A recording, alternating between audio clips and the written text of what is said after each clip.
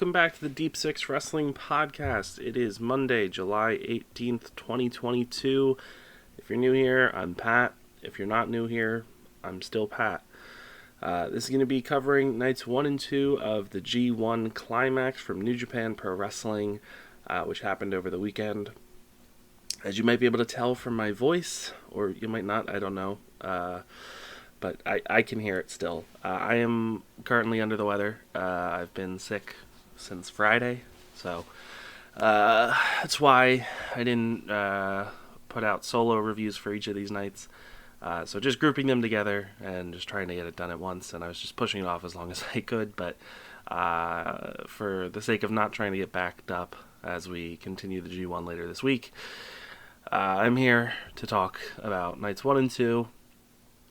Be warned that this might be shorter than future reviews just because I would prefer to not talk for an extended period of time with my throat still being quite sore, and in case I start violently coughing, I don't want to destroy people's ears with that. So hopefully if you're listening to this you understand, but that's where you come in.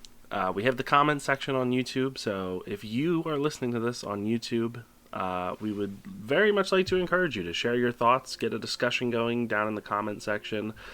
Let us know what your thoughts on nights 1 and 2 of the G1 were. I'm pulling up our YouTube channel right now because I actually did want to give a shout out to some people who were commenting and taking part in a discussion on our prediction video for the G1. So I just wanted to give a chance to acknowledge them because if they're listening, might be nice. So shout out to anybody who actually tuned in and watched and listened to our predictions for the G1 Climax, which we posted a few days ago.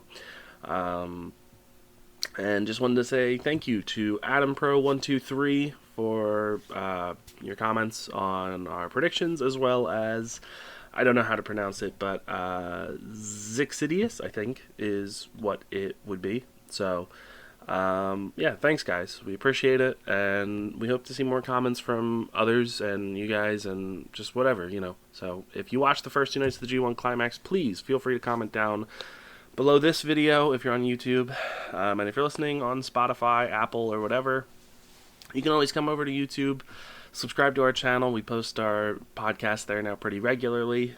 And you can let us know what you thought about the G1. Let us know your favorite match, your least favorite match, what you're looking forward to on nights 3 and 4 coming up. But yeah, if you're not following us over on Twitter, you can also do that. We're at Deep Six Wrestling without the G, so just Deep Six Wrestling. I'm pretty sure the link to that will be in the episode description. I'll try to remember to put it down there. And the links to where the podcast can be found are always there. It's a bit of a mess. There's a lot of links, but I'm sure you can figure it out. So if you want to listen to the podcast off of YouTube, if you just like having Spotify on or Apple Podcast or Google Podcast or Anchor, the links to that can be found there. So I think that's this weekend is Supercard of Honor for Ring of Honor. Not Supercard of Honor, Death Before Dishonor for Ring of Honor. I don't know if we'll have a review out for it. If we do, That'll be up this weekend.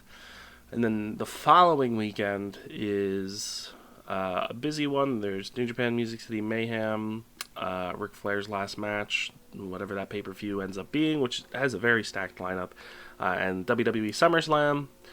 I'm sure we might have something out for SummerSlam. I don't know about the other two. We'll see. But we will continue our G1 coverage. We'll probably be back with AEW coverage this week, depending on if I'm healthier and want to record more stuff. The Impact Power Hour with Ryan and Angela will be back as Impact heads towards Emergence, their next Impact Plus show. And for any WWE fans, Rob did just return to the podcast after over a year of absence and released a review of SmackDown from last Friday, which is up now, so you can listen to that, and there will be more of those every week. So you can look forward to that if you enjoy SmackDown or if you just want to keep up on the product. So plenty of stuff.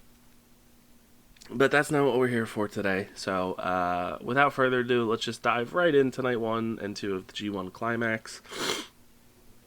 Gonna skip the undercard tag matches, probably for most nights, unless something really worthwhile is there, which I don't really see it being. And I don't really feel like talking about an extra, hour and a half of wrestling, when it's just undercard tag matches. So we're just gonna stick to the tournament matches. So I apologize if you want to hear all the results for the undercard tag matches. I'll tell you the results. I'm just not going to break down anything or give my thoughts on it because, truth be told, I did skip them. So, yeah, I feel like that's fairly self-explanatory. So the first event that we had was at night 1 of the G1 Climax, which was on July 16th, and these were both from the Hokkaido Prefectural Sports Center. So both nights 1 and 2. Still no cheering, for those who aren't up to date on New Japan. I believe that starts with a few, they're calling it special events from, I think it's at Korakuen Hall, where they're running half capacity. So still some time before proper cheering gets back in New Japan, but at least we have a date that we can look forward to after, over the past 2 years, occasionally hearing commentary mention oh, things are starting to look up, and then nothing happens, and then oh, things are starting to look up again, and constantly just playing this tug of war with when will they start cheering. So at least we know now that September is the time that we can look forward to. So the undercard kicked off with Kosei Fujita versus Filthy Tom Lawler in a singles match. Tom Lawler won with his NK OTB knee strike to the back of the head. Then we had Toru Yano and Oiwa versus Bad Dude Tito and JONAH representing TMDK, which is an officially recognized faction in New Japan now, so that's pretty cool. And they did mention Mikey Nichols and Shane Haste. So that's cool.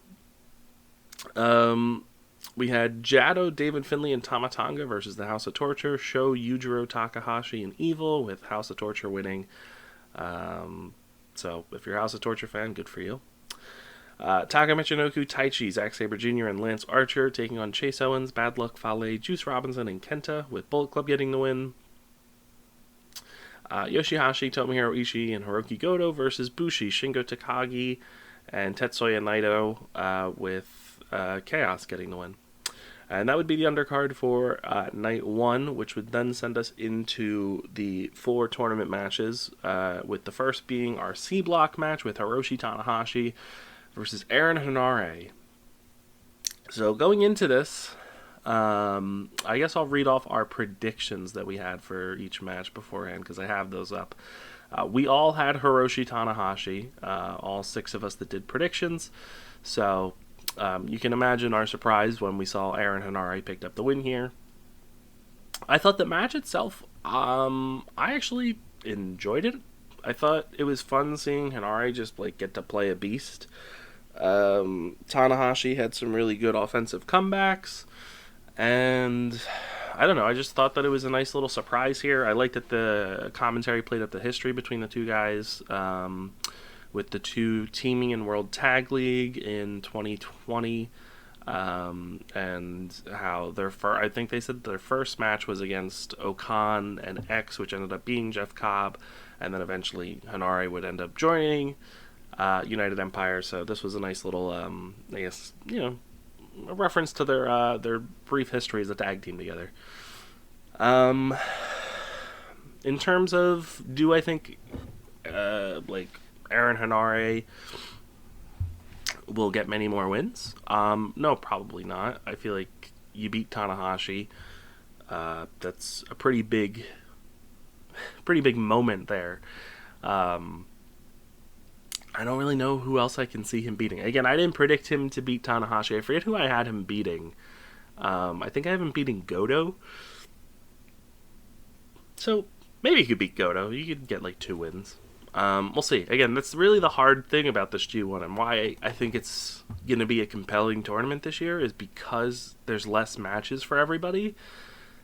It makes it more unpredictable, I would say, with who's going to win each match, because there's not 9 matches to go around. Where if you have 9 matches for everybody, it's more flexible with how many losses you can take, or how many wins you need, or if you can do draws. So I'm interested with where everybody's gonna land. Night 1 obviously normally has upsets, and I actually think the structure of how they did this was actually pretty smart. They had the major upset in the first tournament match, and then in the following 3 matches, it was all stories of possible upsets, major upsets too. So I thought that was really good. Henare would win with the Streets of Rage, and this is a match that only went 11 minutes. But I thought, again, it wasn't anything mind-blowing. It wasn't match of the weekend or anything like that, but I thought it was solid enough. I thought Tanahashi sold well. I thought Henare, again, looked like a beast here. I still think there's some work to be done, but, I could see Henare, plateauing out in the never open weight division. I could see him holding the never open weight title at some point. And I think if they ever wanted to, giving the 6-man titles to Cobb, Okan, and Henare, I feel like they'd be a fun 6-man trio. So we'll see. But Tanahashi loses, and that's your big upset for the night. And that would send us into Will Ospreay versus El Phantasmo. And obviously, so El Phantasmo is now, the indication is that he is now a heavyweight, which I'm a fan of. I'm a big ELP fan. I think he's a phenomenal talent. I know that everybody isn't the biggest fan of his antics, but I am, a fan. So, where to begin with this? I think that this was, I bought that this was going to be a squash at first, because Osprey just comes out guns a-blazing here, and it looks like he's just going to run through Phantasmo, which I thought was actually a pretty strong decision. Again, this is ELP's first proper outing as a heavyweight in New Japan proper, so I feel like putting him up against Osprey, who has a chip on his shoulder already. He's already pissed off at Juice from Bullet Club, and he's already had issues with ELP in the past. So ELP being his first opponent this year, and it being Phantasmo's move up to the heavyweight division, I feel like it just makes sense that Osprey would come in here just wanting to kill this guy. But I thought these two had a really great match. I think Phantasmo is somebody to look out for the rest of the G1. I feel like he has a solid block to have really good matches with. I'm looking forward to him versus Shingo. I think him versus Yoshihashi could actually be pretty fun. I'm intrigued by what him versus Juice Robinson is going to be. David Finlay and him also could probably be a good match, so we'll see. But I'm looking forward to El Phantasmo's rest of the G1. And Osprey, I think everybody knows he's having an incredible year, and he's probably going to be one of the show stealers this year in the G1. And right off the bat, he had one of the best matches of the tournament so far across these first 2 nights. I'm sure a lot of people will say that Osprey versus ELP was the best match so far, and that's a fair one to go with. I don't think it would be mine, but it's up there. It's really good. I thought El Phantasmo showed just a ton of potential here, and I just thought he clicked. Him and Osprey have very good chemistry, and I'm trying to think if there's anything else I want to say about this one. I am curious to see, similar to Henare, with how many wins he ends up getting more. I'm curious if I don't think El Phantasmo is going to go winless, but I am curious as to who they're going to let him beat. I feel like Finley or Yoshihashi is a solid one, or if he scores like an upset over Juice, or if Juice has a really strong run and they want to do some Bullet Club thing where Juice just gives ELP the win. That's an option, and then it comes back and fucks him over and prevents Juice from winning. Who knows? I don't know, but I am curious. I'm excited for Phantasmo. I think he's already had a pretty solid year. I thoroughly enjoyed him versus Desperado and him versus Robbie Eagles from the Best of the Super Juniors. Him versus Teton also. And his match at Forbidden Door with the Young Bucks versus the Dudes with Attitudes was also really great. So hopefully he can have a really good G1, and Osprey is probably still one of the favorites to win D Block, so we'll see how that goes. And Osprey did pick up the win with a fantastic just hidden blade directly to the front of the face of El Phantasmo. Great finish. Absolutely great finish. We would go to Jay White versus Sonata. And this was another match where, a potential big upset could have happened, and they did very, very good at teasing it in this one. I will say that. There were some big, near falls here towards the end, where I bit and I thought Sonata was going to win. Spoiler, he did not, but these two honestly have a pretty good chemistry together. I'm still not the biggest Sonata fan. I did predict him to win the A block for our predictions, but I still sometimes I really like him. Sometimes I'm so bored by him. But I enjoyed this match that he had with Jay White. I also forgot to mention predictions wise. I believe all of us had Will Ospreay, and then for Jay White versus Sonata, Angelo went with the upset with Sonata. So just there's your thing there. Yeah. I don't have as much to say on this one. It was good, not great, I would say. But I'm I enjoyed it more than I guess I was expecting to. Big Jay White fan, but like I said, Sonata's a mixed bag for me. Sometimes he's just he clicks with an opponent. Other times he doesn't. I thought he did click with Jay, but I don't know if there was enough there for me to be like, oh, this was just a phenomenal match or anything. But we'll see. I still have faith in my pick that Sonata might win the A block. I'm going to literally scream and cry and throw a temper tantrum if it's an Okada win and Okada just wins the G1. That would be so utterly disappointing and so very predictable. Please no. I also don't want Sonata to win the G1, but I would prefer if Sonata wins A block and prevents us from getting or not wins A block. I'm sorry. B block. Wins B block, and then how do I have this? I have Sonata. Oh, I have Okada winning A block. Sonata wins B block. Sonata beats Okada and goes to the finals. So that's what I have. So I'd prefer that. I don't need Okada in the finals. I have a feeling he will be, but I would prefer if he didn't. Anyways, Jay White would win with the Blade Runner, but we would have some, again, fantastic near falls in the final moments of this, with Sonata constantly going for roll-ups and Jay White getting out at the very last second. These were very well done, very well executed by both guys, and they really had me biting that. I thought Sonata was going to get the upset, so very well done, and I am glad Jay won here, because if Sonata had won here, then I don't think Sonata's chances of going to the finals would be very high, because I think that it would just like signify that, you know, Sonata is going to be one of the throwaway challengers for Jay during the fall. But he didn't beat him, so that works for me. But yeah, fantastic, like, final several minutes of this match. And the main event of night one was Kazuchika Okada versus Jeff Cobb. This was a match that me and Ryan both chose Jeff Cobb to get the upset with him wanting to avenge his loss to Okada. And I was, you know, after Tanahashi lost, I was pretty much of the opinion that we weren't going to get Jeff Cobb winning. But again, these two have really great chemistry together. And I did buy several times that, oh yeah, Jeff Cobb might actually win. We might get two big upsets. So props to both Cobb and Okada here. Two very talented wrestlers, two of the best in the world. And two guys that just work so well together.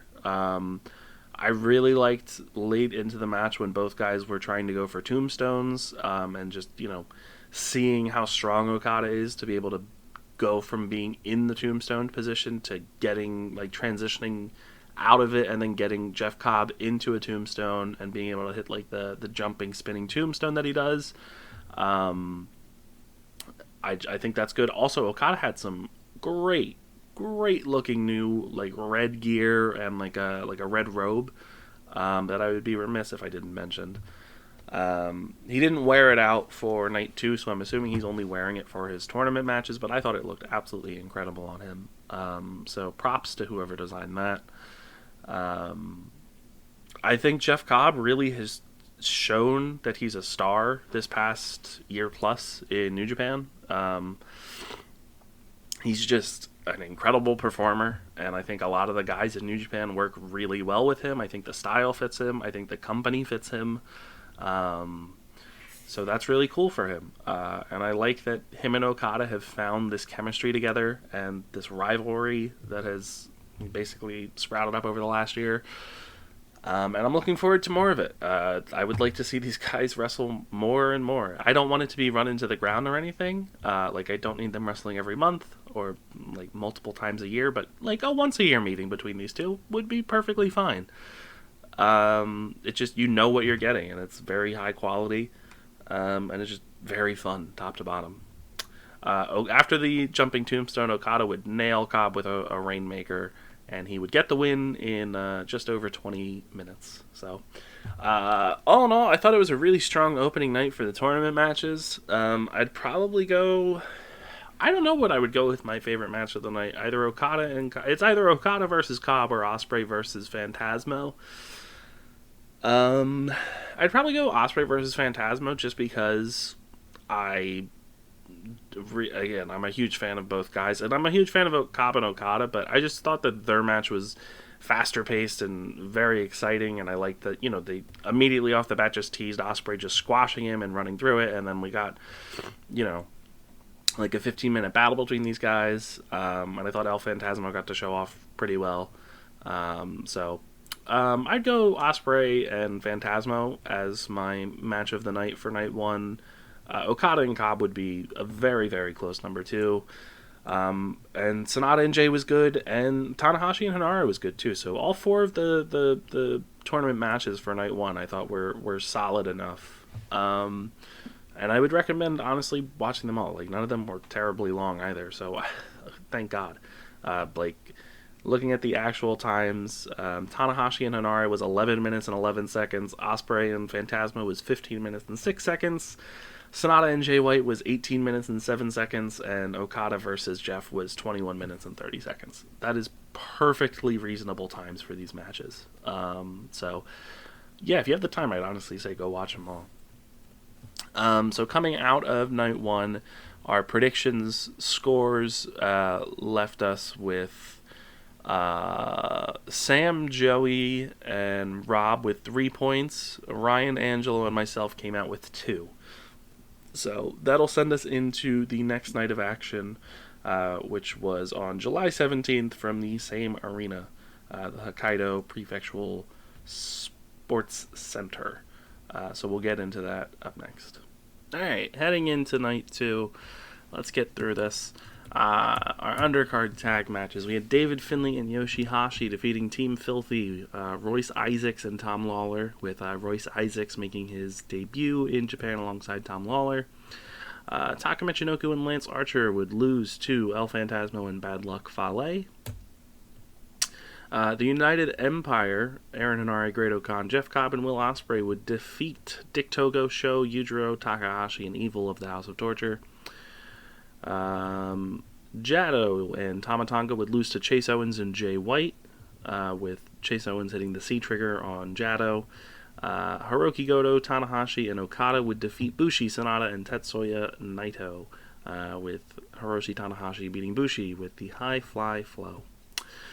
Tournament matches for the night. Let's get into this one, because this was a very, very fun night. We kicked things off with Tomohiro Ishii versus Taichi, and these are two guys who I adore together. I don't remember what the first match I saw between these two was, but I want to say it was over the Never title. Pretty sure it was the Never title. And I just think these two are so fucking good together. I think Ishii brings the best out of Taichi. I feel like this is, when I first saw these two together a few years ago, I think that was the moment that I really thought, like, oh, Taichi's really good. And these two together, they don't miss. This was an incredible match that these two had. I loved the intensity that Taichi brought, from, instead of, making a show out of taking his pants off, he just ripped them off and threw them in the face of Ishii. I just like the intensity of both guys here with just the violence of their moves. I like Taichi firing up and no-selling, and just coming back and just constantly coming back to come back against Ishii. The tease of the Black Mephisto throughout the match was really well done. The near falls were really good. I several times I thought Taichi was done. So when Taichi came back and finally did land the Black Mephisto, the win felt very just rewarding, and it felt cathartic that he actually managed to get the win here. I thought this was a fantastic opening match for night 2. I thought both guys delivered in spades. I think it makes sense that Taichi won. He hasn't really gotten to do much lately in New Japan, I feel, and Ishii's coming off an injury, so Taichi getting the win definitely felt like the right call to me. Gives him a strong start to the tournament, a strong exclamation point to kick it off with a win over Ishii, who's typically the MVP, or one of the MVPs of the G1. And yeah, I'm excited for both guys' tournaments. I thought this was a fantastic way to kick both of them off. And I was a very big fan of this match. For our predictions, Sam, Rob, Ryan, and myself had Taichi. Joey and Angelo had Tomohiro Ishii. So it was a split one, but absolutely just incredibly physical and just incredibly entertaining match that these two had. After this, we got JONAH versus Toru Yano. Sam chose Toru Yano. He was the only person who chose this upset. And, sure enough, going into this match, I didn't think that there was any chance that Yano would win this. And as the match progressed, I didn't think there was a chance Yano was going to win. This was just JONAH murdering a man for several minutes. I do want to say, Yano did have a really impressive spot where he managed to, like fully suplex JONAH. And that's, not an easy feat, I feel like. Even if JONAH's assisting him, JONAH's a big fucking guy. So, props to Yano for being able to just, throw JONAH across the ring. This would go for nearly, looking at the time, 9 minutes and 1 second. And it would come down to JONAH and Yano out on the floor. Bad Dude Tito was there to accompany JONAH. And Yano would manage to hit a low blow on both guys, and he would win via countout. And that would hand JONAH his first loss in the tournament. I thought there was no way in hell they were going to beat JONAH in his first match. I thought he was going to beat Yano. Yano would, play spoiler to the people later. I didn't think he was going to start off his tournament with a win. So I was honestly, kind of flabbergasted by this. But here we are. JONAH took the L. This was not offensively bad by any means. It was longer than it needed to be, I feel. But, you live and you learn. Sometimes Yano matches are longer than they need to be. But this was not horribly offensive or anything. And it was a surprising win. I didn't really foresee Yano winning this by any stretch of the imagination, and he did. So, I guess props to Yano for that. And like I said, Sam was the only person who had Yano, so that was a big win for him for our predictions. After this, we would go to Zack Sabre Jr. versus Kenta. This would be another split one with Sam and Joey picking Kenta, the rest of us having Zack Sabre Jr. These two, I think, always have incredible chemistry together when they wrestle in the G1. They mentioned that on commentary beforehand. I believe that Kenta had won the last two encounters in the G1 between these two. So worth noting that. I think these two just have a fantastic chemistry together. And I realize that I say that a lot, but I think that these two really do.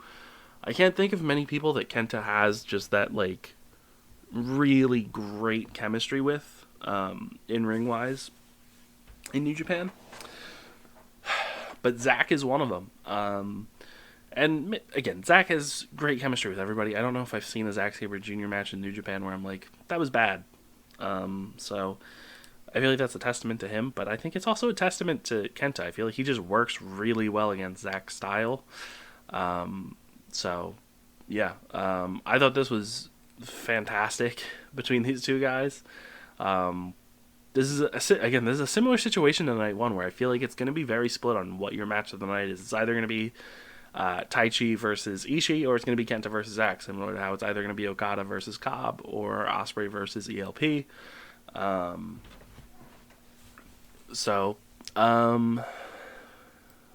would probably say this was my match of the night. I just thought these two just went to war here. I liked that they just had counters for each other. I just like that, Kenta. Maybe it's just that I haven't seen Kenta wrestle in a while since, I didn't watch the New Japan Roadshow, so I haven't seen him wrestle since Wrestle Kingdom. So maybe I've just been missing Kenta, but I was just very happy to see him back and to see him wrestling well. It felt like he had a fire lit under him coming into this, I guess, probably wanting to prove that he's still great. And I thought he proved that here. I thought him and Zack had a really strong match here. Kenta would not get the win here. He would, again, a really solid finish here with Zack getting in the submission. And I really loved that throughout the match, we had Chris Carlton pointing out the timing of Zack Sabre Jr. and Kevin Kelly pointing out the timing of Zack Sabre Jr.'s submission techniques, where he and it was literally done perfect, as if they had a mic in Zack Sabre Jr.'s ear, so he knew what was going on. But literally, they were talking about how he'll only leave a submission in for 5 or 6 seconds, and then he'll transition into something else to try and throw them off.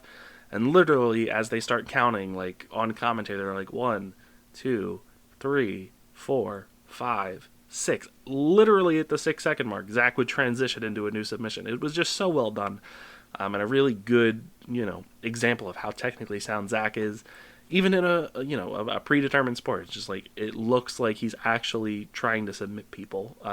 So I think that's a really strong part of Zack Sabre Jr.'s wrestling game, where it feels like what he's doing is actually strategic. And he would submit Kenta, although Kenta would claim that he didn't tap out and that it was just I guess out of instinct.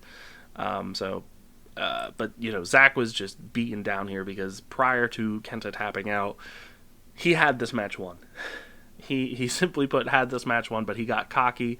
He would pin Zack and he would just lift him up to prevent Zack from not kicking out, just playing with him, and it would get the best of him. He had this match won 2 or 3 times, but he refused to let Zack go down like that. And it got the better of him. So I thought this was a really strong finish, and I thought a very, very great match between these two guys. Absolutely, again, the 2 matches that you have to watch coming out of this night are Kenta versus Zack and Taichi versus Ishii. And that would send us to the main event. which was in the D block with Juice Robinson versus Shingo Takagi. Rock Hard Juice, who does have the IWGP US Championship. We do have the physical belt back. And this would be another split one with Angelo and Sam choosing Juice Robinson. The rest of us had Shingo. Notably, me and Ryan had Shingo going undefeated in the tournament. I don't have Shingo winning the G1. Ryan does, but yeah, so this immediately spoiled my plans of an undefeated run for Shingo in the actual tournament matches. Alright. I thought this match was good. I will say that. I thought these two had a good back and forth throughout the majority of the match. I do like Juice's left hand of God. I think it's a good, out of nowhere signature that he can pop out. And I thought the previous night during the undercard tag matches, they did a really good job of building that up with him knocking out Taka Michinoku. So I think that they should rely on that more. I know it's not the most exciting move, but if you establish that somebody has a really powerful fist, when he busts it out and somebody kicks out of it, I think that's a good thing. Where this did fall apart for me was the ending. It just felt very awkward and like it didn't go as planned. Juice hit the I don't remember if I think he hit the left hand of God. Shingo goes down, and then he was going to hit the rock slide, which is his new finisher.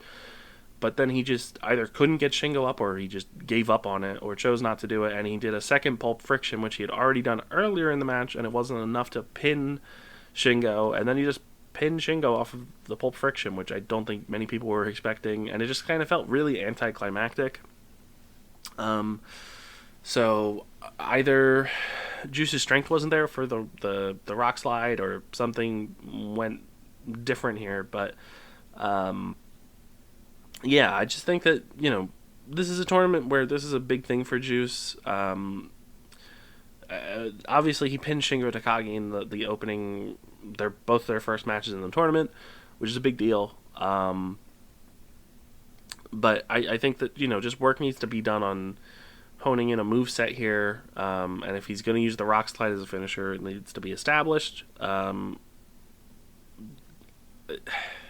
It just felt, again, I don't know, the ending just felt very clunky and wonky, and like it wasn't supposed to end that way. But the match itself was good. I just thought the ending, fell flat. But it is what it is. We got two incredible matches here with Kenta versus Zack Sabre Jr. and Taichi versus Tomohiro Ishii. A fun, if not too long, match between JONAH and Toru Yano, and a good main event with Shingo versus Juice, just with a flat finish. So, yeah. That's the first two nights of the G1. I thought pretty strong nights on both of them. The must-see matches are definitely Osprey versus ELP, Okada versus Cobb, Taichi versus Ishii, and Zack Sabre Jr. versus Kenta. But, there hasn't been like a bad match in my opinion so far. And we haven't gotten to Bad Luck Fale yet, so, the time's coming. But, strong start to the tournament. Coming out of night 2, our prediction points would be the following. I finished with 2, Sam finished with 3, Joey got 0 points on night 2, Angelo got 2, Ryan got 2, and Rob got 2. So the overall scores coming out of nights 1 and 2 of the G1, Joey is in last place with 3, Angelo, Ryan, and myself are tied with 4, Rob is in second with 5, and Sam is currently leading the pack with 6. For those who did not listen to our predictions video, Sam does not watch New Japan, and he has chosen Yoshihashi to, I believe, go undefeated and to win the entire G1 Climax. So that will most likely be his downfall. But so far, so far so good for him. As we head into night 3, this is July 20th, and our card features 4 matches: D block action with Yujiro Takahashi versus David Finlay. C block with Hiroki Goto versus Tetsuya Naito. B block with Chase Owens versus Tama Tonga. And A block with Bad Luck Fale versus Lance Archer. This is definitely not the strongest night of action, in my opinion. I'm I'm looking forward to Hiroki Goto versus Tetsuya Naito. Bad Luck Fale versus Lance actually could be fun, just as a big hoss fight. I am not looking forward to David Finlay versus Yujiro Takahashi. And Tama Tonga versus Chase Owens could be good, it could be bad. We will see. And then coming up on the 23rd of July, we have Night 4, which is Tomohiro Ishii versus Jay White in B Block, Yoshihashi versus Shingo Takagi in D Block, Okada versus Toru Yano in A Block, and Zack Sabre Jr. versus Aaron Henare in C Block. That actually should be a pretty good show. I'm excited for... honestly, all that card looks pretty fun. So, that's coming up in the next 2 nights for the G1 Climax. Probably be more in depth with those reviews when I'm taking notes again. I was just, again, out of it and still battling the sickness. So sorry if you had to listen to me, with sniffles or, sounding congested. But just wanted to get this review out for the first 2 nights of the G1 Climax. Remember, if you're listening on YouTube, please be sure to comment your thoughts on the G1 so far. We'd love to hear it. We'll engage with your thoughts. Thank you to those who commented on our predictions video for the G1 Climax, and thanks for everyone who watched it. We appreciate it. Be sure to subscribe if you're not subscribed yet. We're going to be covering the whole tournament. We cover AEW, Impact, New Japan, and now WWE as well, with SmackDown reviews from Rob. And yeah, so that's about it for me. So thanks for listening. I appreciate it, and we'll talk to you guys in the next episode. Adios.